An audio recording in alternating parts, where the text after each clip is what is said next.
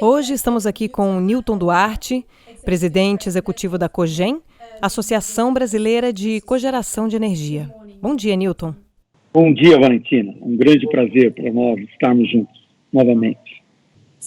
Hoje vamos falar de algumas notícias relacionadas ao mercado da cogeração no Brasil. Em primeiro lugar, como o mercado de cogeração vem se desenvolvendo nos últimos anos no país? Muito bem, Valentina. Como eu disse, é uma grande satisfação conversar com a BEI, o Cogeneration Channel.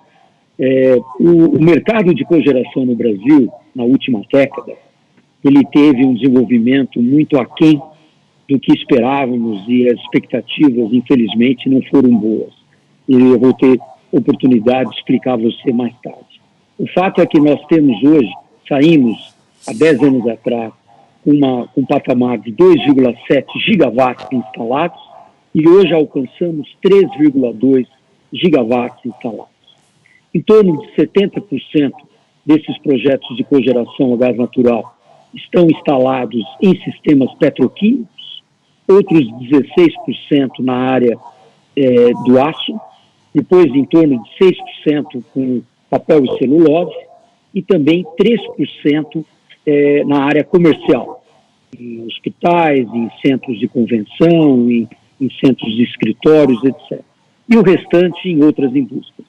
O fato é que nós tivemos um avanço muito pequeno com esses 500 megawatts, muito aquém daquilo que poderíamos trazer. E as grandes dificuldades residem exatamente no preço do gás no Brasil, que, ao contrário de outros países, nós convivemos com preços extremamente altos, 3, 4 vezes superiores aos preços internacionais. O que é o novo mercado de gás? Quais serão os impactos disso no mercado de cogeração e quais foram as mudanças em relação ao contexto anterior? Os impactos do novo mercado de gás, que está por ser aprovado no Congresso, acabo de ler nesta manhã, na próxima semana, deverá entrar em pauta as discussões já acerca do novo mercado de gás. Existe uma lei, um projeto de lei, o 6407, de 2013, ou seja, há 7 anos estamos discutindo as questões do gás e nós imaginamos agora que essa lei venha a ser aprovada. É óbvio que ela será aperfeiçoada posteriormente com uma série de questões, mas o fato é que essa lei trará uma grande revolução para as expectativas da cogeração e da indústria do gás como um todo. Primeiramente, essa lei ela prevê que a Petrobras deixará de ter o monopólio do gás no Brasil. Hoje é um monopólio por concessão e amanhã se tornará uma autorização para que o setor privado possa participar dos investimentos no mundo do gás natural.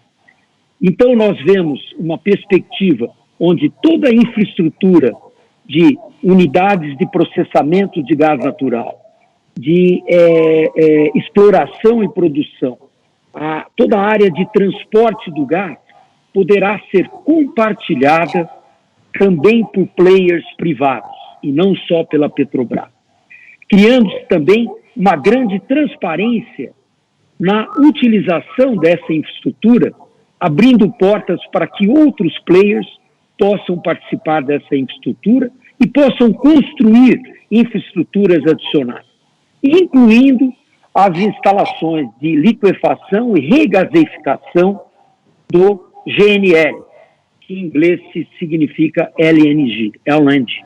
Muito bem, essa perspectiva é fabulosa. A Petrobras assinou no ano passado um termo de cessação de conduta com a área de compliance e anticompetição no Brasil, né? O que chamamos de CAD. Né? E há a perspectiva que, a partir de 21, a Petrobras deixe de participar desse monopólio e abra, então, como eu disse, todas as portas para que hajam investimentos privados. Então, as perspectivas são excelentes. E por que excelentes? Porque nós deveríamos ter um grande número de supridores de gás no mercado brasileiro, e esse grande número de supridores promoverão a competição e a consequente diminuição dos preços de gás praticados no Brasil. Né? Para você ter uma ideia, nós temos preços de gás hoje 3, 4 vezes superiores aos preços internacionais. Os preços brasileiros são o dobro do preço no Japão. São 5 vezes o preço dos Estados Unidos. Né? Provavelmente o dobro dos preços europeus. Então não tem cabimento, nós não conseguimos desenvolver a nossa indústria em geral, bem como a nossa cogeração e geração com o gás natural. Então, as perspectivas com essa nova lei são excelentes. Estamos muito positivos com relação àquilo que serão os resultados dessa nova lei. Em grande discussão e que está promovendo aí, ou que promoverá um grande avanço em investimentos nesse setor. Boas notícias. E em relação ao mercado de gás, quais são as regulações do mercado de eletricidade no Brasil? Seria o mercado de eletricidade um bom exemplo a ser seguido pelo mercado de gás? Sem dúvida, Valentina. As expectativas são que o mercado elétrico, que hoje em boa parte já é privado, na sua geração, na sua transmissão e também na distribuição, em grande parte, ele certamente servirá como um benchmark para o nosso sistema de gás futuro. Né? É fato que toda a regulamentação no setor elétrico ela é federal. E no caso do setor de gás, as distribuidoras são concessões estaduais. Dessa forma, nós teremos, obviamente, algumas dificuldades, mas o que a gente já vê nesse momento é que vários governos de estado já estão conversando com as suas concessionárias estaduais de forma a harmonizar as suas condutas para que, em conjunto com essa nova lei, o novo marco do gás, possamos ter aí uma harmonia de trabalhos entre as distribuidoras e os novos supridores de gás, fazendo uso dos sistemas de transporte do gás. Então, as perspectivas são positivas e é muito importante lembrarmos também que, certamente, a exemplo do setor elétrico, também construiremos um operador nacional do gás, a exemplo do ONS, Operador Nacional do Sistema Elétrico Brasileiro, e também deveremos assumir uma Câmara de Comercialização, já que visualizamos um grande futuro para o mercado livre do gás no Brasil, para o mercado livre. E essa perspectiva, certamente, necessitará de uma Câmara de Comercialização, a exemplo da CCEE, da Câmara de Comercialização de Energia Elétrica no país.